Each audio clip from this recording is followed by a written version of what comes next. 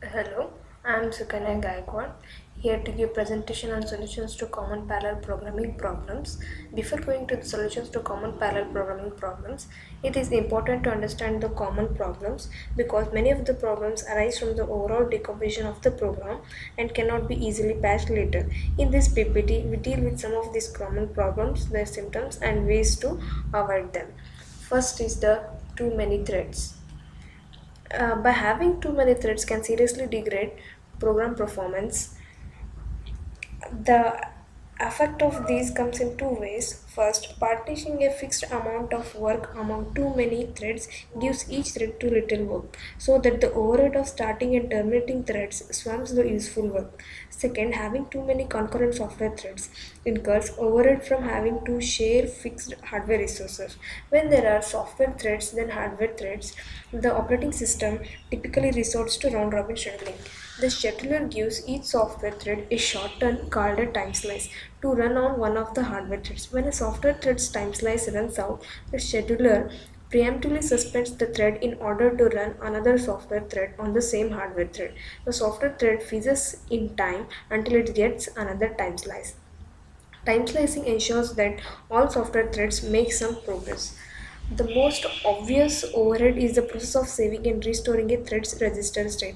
Suspending a software thread requires saving the register values of the hardware thread so the values can be restored later. When the software thread resumes on its next time slice, thread scheduler allocate big enough time slice so that the save or restore overheads for registers are insignificant. So this obvious overhead is in fact not much of a concern. Next comes the conveying problem. The cache and virtual memory issues just described arise from sharing limited resources among too many software threads. A very different and often more severe problem arises called conveying, in which software threads pile up waiting to acquire a lock. Let's consider what happens when a thread's time slice expires while the thread is holding a lock. All threads waiting for the lock must now wait for the holding thread to wake up and release the lock. The problem is even worse if the lock implementation is failed, in which the lock is acquired in first come first serve order. If a waiting thread is suspended, then all threads waiting behind it are blocked from acquiring the lock. The solution that usually works best is to limit the number of runnable threads to the number of hardware threads and possibly limit it to the number of outer level caches. Let's see next the useful practices. Building efficient task queues takes some expertise. It is useful best to use existing software to do this. Common useful practices are as follows. The first is the OpenMP.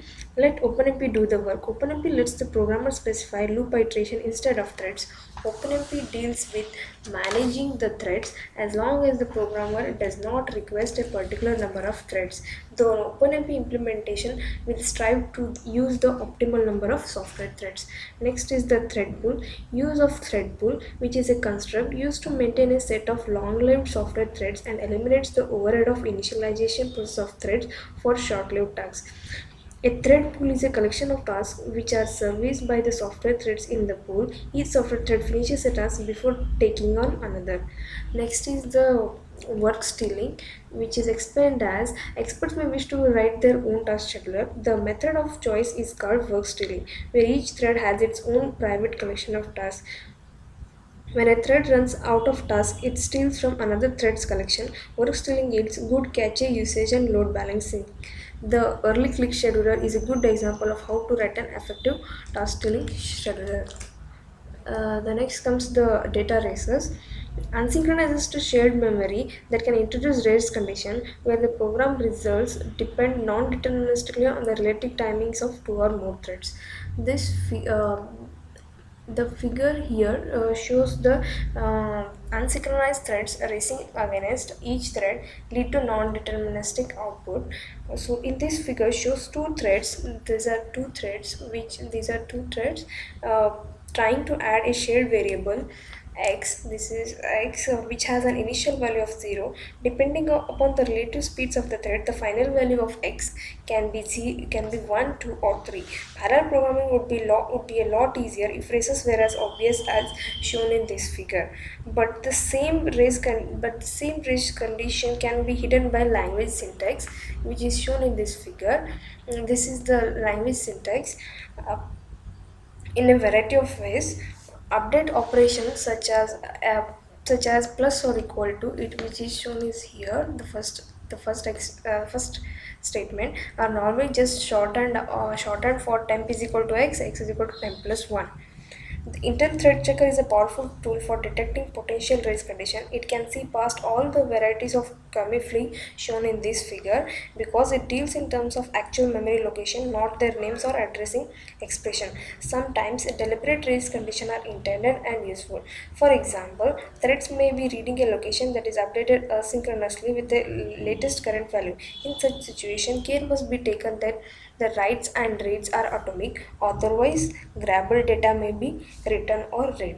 Data races can arise Data races can arise not only from unsynchronized to shared memory but also from synchronizes that was synchronized at too low level. This figure shows an example. The intent is to use a list to represent a set of keys. Each key should be in the list at most once, even if the individual list operation have safeguard against races, the combination suffers a higher level race. If two threads both attempt to insert the same key at the same time, they may simultaneously determine that the key is not in the list and then both would insert the key. What is needed is a lock that protects not just the list but also protects the invariant no key occurs twice in a list.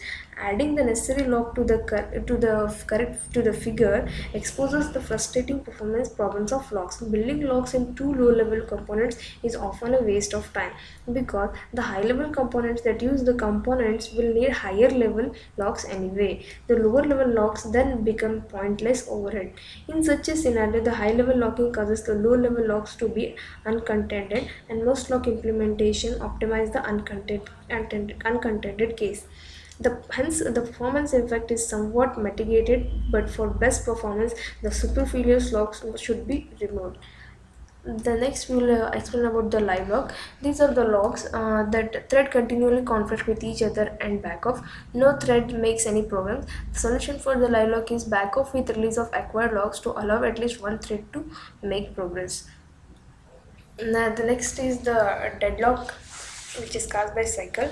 Risk conditions just now we discussed are typically cured by adding a lock that protects the invariant that might otherwise be violated by interlude operation. Unfortunately, locks have their own hazards, most notably deadlock.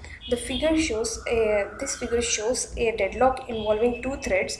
Thread 1 has acquired a lock A and thread 2 has acquired a lock B. Each thread is trying to acquire the other lock. Neither thread can proceed because we can see that thread A is acquiring a lock B and thread B is acquiring a lock A. Deadlock is often associated with locks. It can happen anytime a thread tries to acquire an exclusive access to two more shared resources. Deadlock can occur only if the following four conditions hold true. First is the access to each resource is exclusive. A thread is allowed to hold one resource while requesting another. No thread is willing to relinquish a resource that it has acquired. There is a cycle of threads trying to acquire resources where each resource is held by one thread and requested by another. Deadlock can be avoided uh, by breaking any of these conditions. The best way to avoid deadlock is to replicate a resource that requires exclusive access so that each thread can have its own private copy. Each thread can access its own copy without needing a lock. The copies can be merged into a single shared copy of the resource at the end if necessary. By eliminating locking, replication avoids deadlock and has further benefit of possibly improving scalability because the log that was improved might have been a source of contention. If replication cannot be done, that is, in such cases where there are really must be only a single copy of the resource, common wisdom is to always acquire the resource in the same order. Consistently ordering acquisition prevents deadlock cycles. For example, the deadlock in this figure cannot occur if threads always require a lock A before they acquire a lock B. The ordering rules that are most convenient depend upon the specific situation. For multiple locks in a data structure, the order is often based on the topology of the structure. For instance, a thread needs to, here will show the example. So, thread needs to swap two containers pointed by pointers x and y. Each container is protected by a lock. Each container is protected by a lock. The thread could compare x is less than y to determine which container comes first and acquire the lock on the first container before acquiring a lock on the second container. This figure illustrates this condition. The next condition for deadlock is that no thread is willing to give to give up its claim on resources. Thus, another way of preventing deadlock is for a thread to give up its claim on a resource if it cannot acquire the other resources. For this purpose, mutations often have some kind of tryback of logic, which is explained here.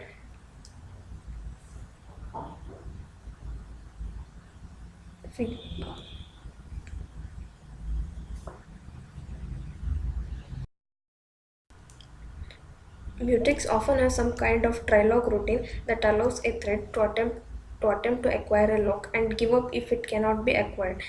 This figure sketches the logic for using a trilog approach to acquire two locks A and B. A thread tries to acquire both locks, and if it cannot, it releases both locks and tries again. It can be explained in figure, has some timing delays in it to prevent the hazard of live lock. Live lock occurs when threads continually conflict with each other and back off, exponentially back off to avoid live lock. If a thread cannot acquire all the locks that it needs, it releases any that it acquired and waits for a random amount of time. The random time is chosen from an interval that doubles each time the thread backs off. Eventually, the threads involved in the conflict will back off sufficiently that at least one will make progress. The disadvantage of a back off schemes is that they are not fair. There is no guarantee that a particular thread will make progress. If fairness is an issue, then it is probably best to use lock ordering to prevent deadlock. So next is the heavily contented locks. Proper use of locks to avoid race condition can invite performance problems if the lock become highly contented. If threads try to acquire a lock faster than the rate at which a thread can execute the corresponding critical section, then program performance will suffer as thread will form a convey waiting to acquire the lock. This behavior is sometimes referred to as conveying. Next comes the priority inversion. Some threading implementation allows thread to have priorities. When there are not enough hardware threads to run all software threads, the higher priority software threads get preference. This can be illustrated in the figure priority inversion. We assume as with software threads as cars and hardware threads as drivers, three cars are shown, but there is only a single driver. A low priority car has acquired a lock so it can cross a single lane critical section bridge. Behind it waits a high priority car, but because the high priority car is blocked, the driver is attending the highest priority runnable car, which is the medium priority one. The problem in the figure shown would be solved by bumping up the priority of the blocking car until it is out of the way. With locks, this is called priority inheritance. When a high priority thread needs to acquire a lock held by a low priority thread, the scheduler bumps up the priority of the blocking thread until the lock is released. Solutions for the priority inversion is the spreading out contention. Earlier in the discussion of the deadlock, we mentioned the technique of eliminating a lock by replicating the resource. That is certainly the method of choice to eliminate lock contention if it is workable.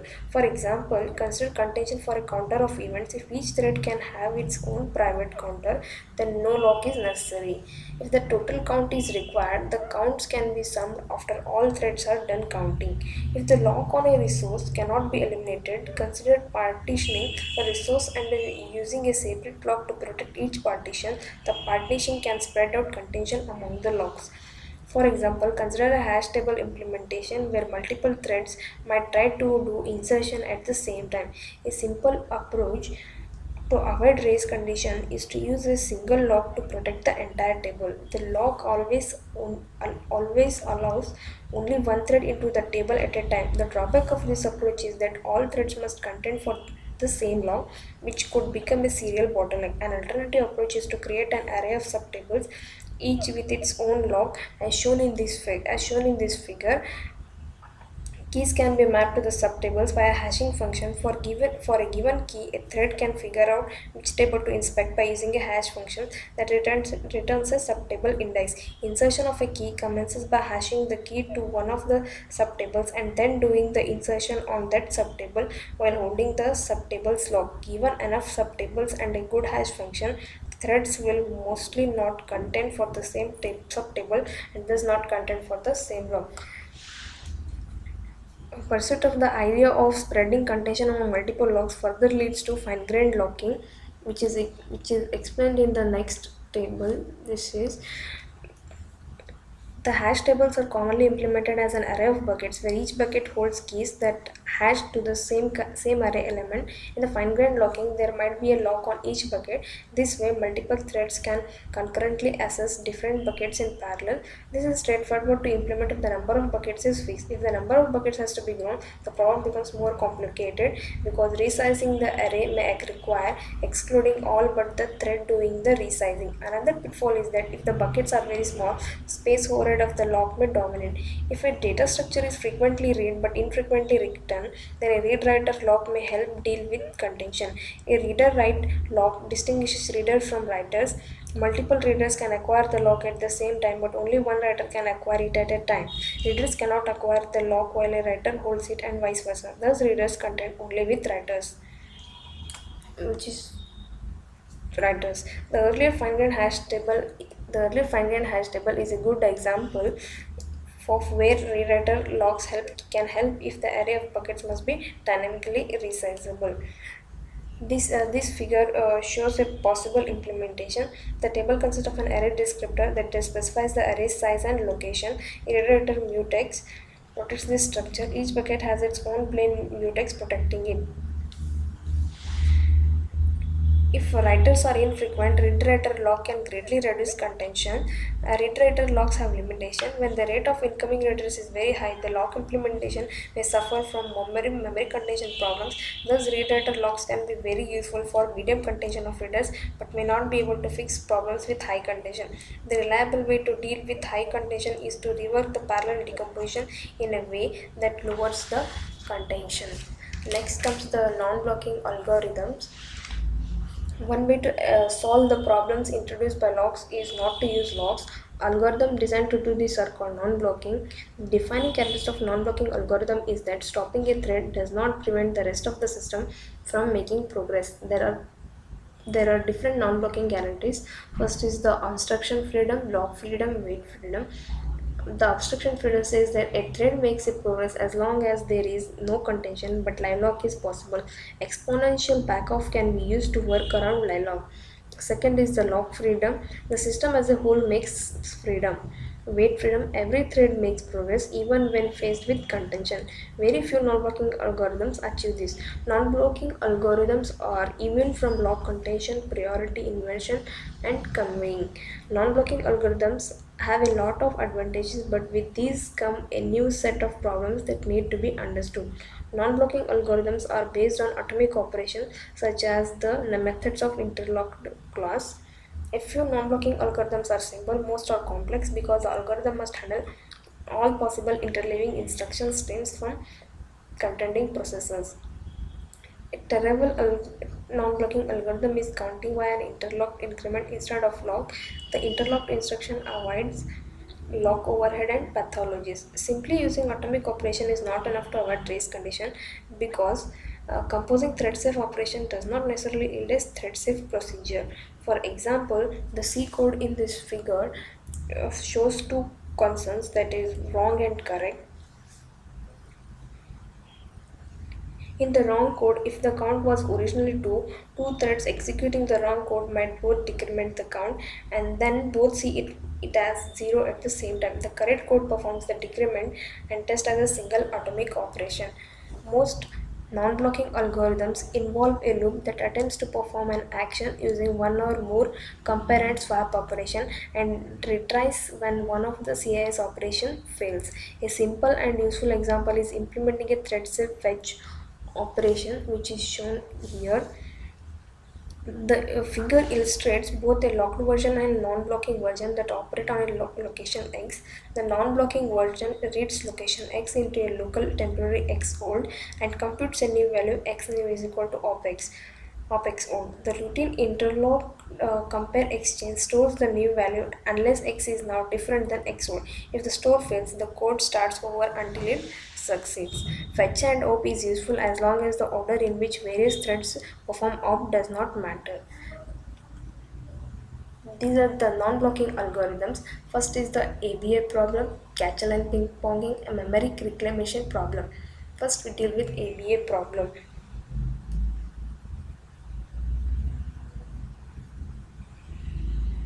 The figure shows there is a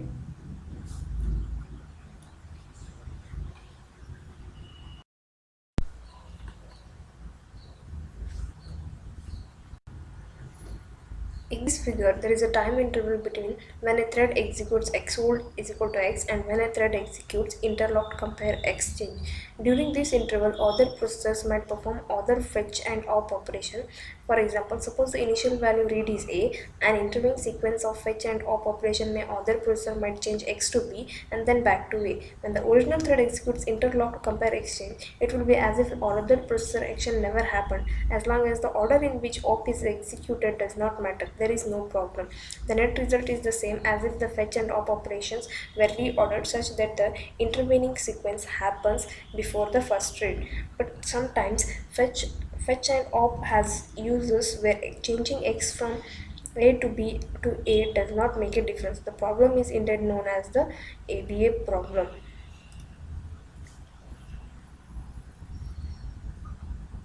Consider the lockless implementation of a stack down shown in this figure.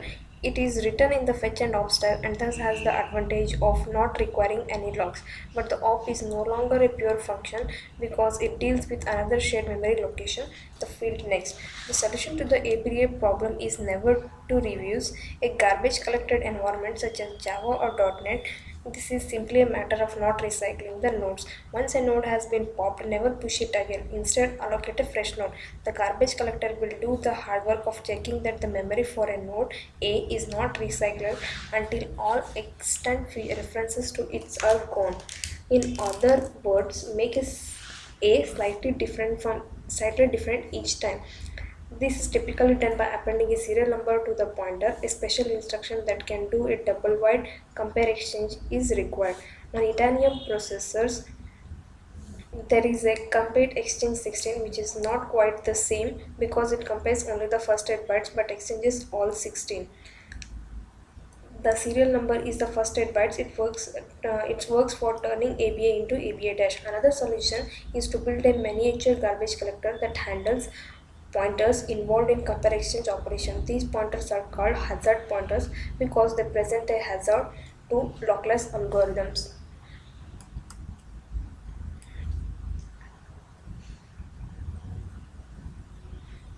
Next is the catch and ping ponging. Non-blocking algorithms can cause a lot of traffic on the memory bus as various hardware threads keep trying and retrying to perform operations on the same cache line. To service these operations, the cache line bounces back and forth between the contending threads. A locked algorithm may outperform the non-blocking equivalent if the lock contention is sufficiently distributed and each lock says hand off my cache line until I am done. Experimentation is necessary to find out whether the non-blocking or locked algorithm is better. A rough guide is that a fast spin lock protecting a critical section with no atomic operation may outperform an alternative non-blocking design that requires 3 or more highly contented atomic operations. Next is the memory reclamation. Memory reclamation is the dirty laundry of many non-blocking algorithms for languages such as C or C++ that require the programmer to explicitly free memory. It turns out to be surprisingly difficult to call free on a node used in a non-blocking algorithm. The solution to use garbage collector or mini collector like hazard pointers. The next is the memory issues. When most people perform calculations by hand, they are limited by how fast they can do the calculation, not how fast they can read and write. Early microprocessors were similarly constrained. In recent years, microprocessors have grown much faster in speed than in memory. A single microprocessor core can execute hundreds of operations in the time it takes to read or write a value in a memory. Programs now are often limited by the memory bottleneck, not processor speed. Multi-core processor can execute the program unless care is taken to conserve memory bandwidth and avoid memory contention. Next comes the bandwidth. To conserve bandwidth, pack data more tightly or move it less frequently between cores. Packing the data tighter is usually straightforward and benefits sequential execution as well. When declaring structures, when declaring structures in C or C++, declare fields in order of descending size. This strategy tends to minimize the extra padding that the compiler must insert to maintain alignment requirement as exemplified in the figure. We can see the figure shows S here, I here, that is integer, C character, P pointer. This is the unpacked data and this is the packed data. We can see unpacked packed data is more.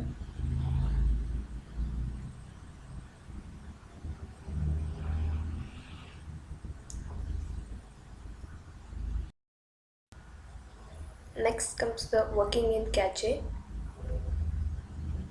Moving data less frequently is more a subtle exercise than packing because mainstream programming languages do have explicit commands to move data between a core and memory. Data movement arises from the way the cores read and write memory. There are two categories of interactions to consider, those between cores and memory and those between cores. Data movement between a core and memory also occurs in single core processor, so minimizing data movement benefits sequential programs as well. There exist numerous techniques. One is the cache oblivious blocking. Recursively divides a problem into smaller problems and smaller subproblems. Eventually, the subproblems become so small that they each fit in the cache. The next is the sieve of Erythrus is an elementary programming exercise that demonstrates restructuring and its benefit. Next comes the memory contention. For multi-core programs, working within the cache becomes trickier because data is not only transferred between a core and memory but also between cores.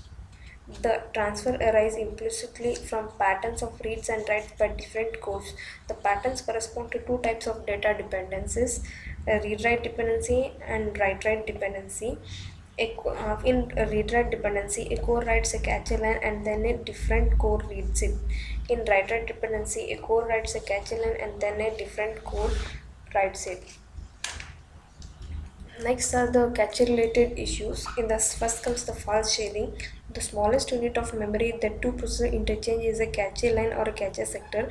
Two separate caches can share a cache line when they both need to read it. If the line is written in one cache and read in another, it must be shipped between caches even if the location of interest are disjoint.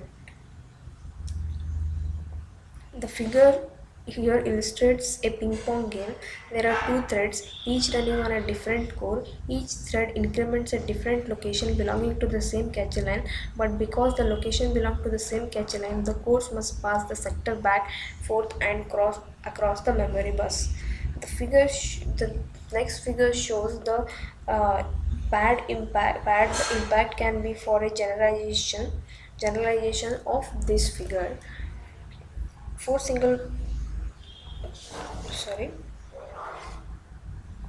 Avoiding false sharing may require aligning variables or objects in memory on cache line boundaries. There are a variety of ways to force alignment.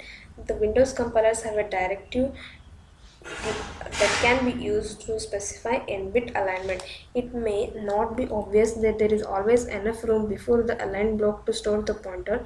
Sufficient room depends upon two assumptions. A cache line is at least as big as pointer. A malloc request for at least a cache line's worth of bytes aligned returns a pointer aligned.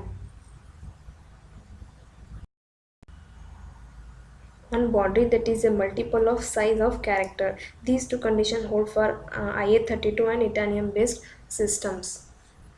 Next comes the memory consistency. At any given instant in time in a sequential program, memory has a well-defined state.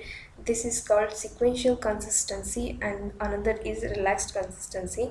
In sequential consistency, parallel programs, it all depends upon the viewpoint. Two varieties to memory by a hardware thread may be seen in a different order by another thread.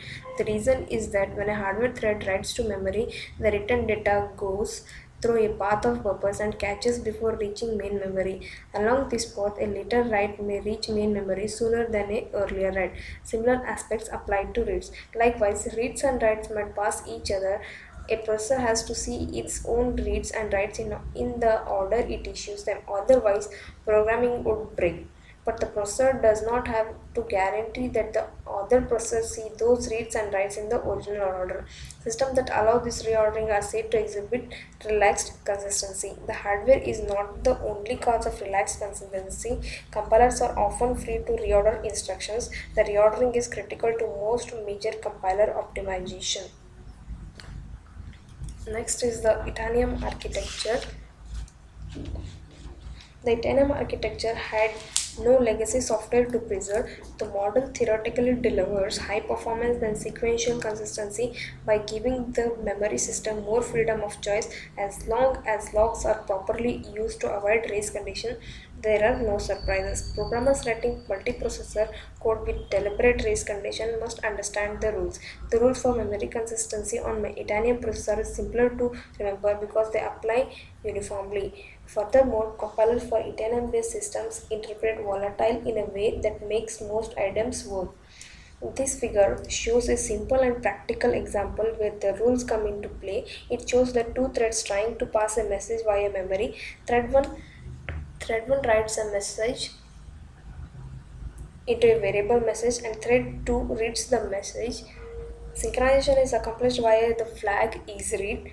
The writer's isRead. After it writes the message, the reader busy waits for isReady to be set and then reads the message. If the writes or reads are reordered, then thread 2 may read the message before thread 1 is done writing. Figure this one shows how the Itanium architecture may reorder the reads and writes. The solution is to declare the isReady flag as a volatile. As shown in this figure, volatile writes are compiled as store with release and volatile reads are compiled as load with acquire. The detail of Itanium architecture relaxed memory model can be daunting, but the two items were most practiced. The two items are these. Here in this figure, the animal represent memory operation whose movement is constrained by animal trainer who represent acquire and release fences. The first item is message passing, which is the generalization of this figure. A sender thread writes some data and then signals a receiver thread that it is ready by modifying a flag location. The next second item is a memory cache. A memory cache starts with an acquire fence and ends in a release fence. These fences keep any memory operation inside the cache from escaping. However, be aware that memory caches keep things inside from getting out and not vice versa. It is possible for disjoint caches to become overlapped by instruction reordering because an acquire that begins a cache can forward backwards over the release that ends a previous cache. Next is the avoiding pipeline stalls on IA32 architecture. When writing a parallel programs for performance, we must first get the decomposition right, then tune for cache usage, including avoidance of file sharing. The Pentium 4 and Pentium D processor have deep pipelines that permit high execution rates of instruction typical of single-threaded code. Deep pipelines and out-of-order execution are usually a good thing but make some operations relatively expensive. Particularly expensive are serializing instructions. These are instructions that force all prior instructions to complete before any subsequent instructions. Common serializing instructions include those with the lock prefix, memory fences, and the CPU ID instructions. Next comes the data organization. Data organization for high organization performance. The interaction of memory, cache, and pipeline can be daunting. It may help us to think of programs location as divided into four kinds of locality, that is thread private, thread shared, read-only, exclusive versus wild west. In thread priority, these locations are private to a given thread and never shared with other threads. The next is the thread shared read only. These locations are shared by multiple threads but never written by those threads. Lookup tables are common examples. Exclusive access. These locations are read and written but protected by a log. Once a thread acquires the log and starts operating on the data, the location will migrate into cache. Once a thread releases the log, the location will migrate back to memory or to the next hardware thread that acquires the log. Lastly, the Wild West. These locations are read and written by unsynchronized threads depending upon the lock implementation. These locations may include the lock objects themselves because by their nature locks are accessed by unsynchronized threads that the lock will synchronize.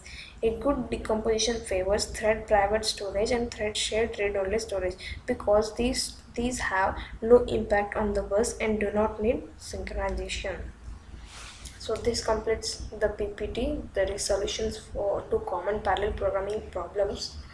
Thank you for watching the video.